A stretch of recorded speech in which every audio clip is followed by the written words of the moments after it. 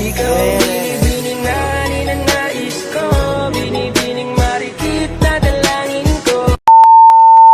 Hey, so yun, what's up mga ka-JC? Nandito tayo ngayon sa Parola, Sablayan.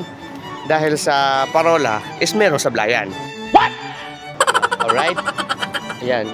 Ito yung pinaka-overview ng view sa over. Yan guys, yan. Kung nakikita nyo, yun yung dagat. Pag English, sea na siya. In Tagalog, in other term, we see the dagat. Okay, alright? And then this is the below, and sa ilalim. And then that one is island. Ibig sabihin, isa siyang isla. Okay?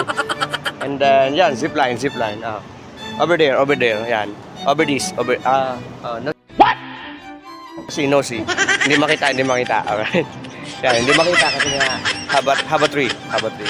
From this island, the zipline come here. Yan, here until that island. This is the longest zip line in the Philippines, I think. The longest zip line in the Philippines, alright? The longest island to island zip line. That area. Alright? That island means isla siya, okay? Alright.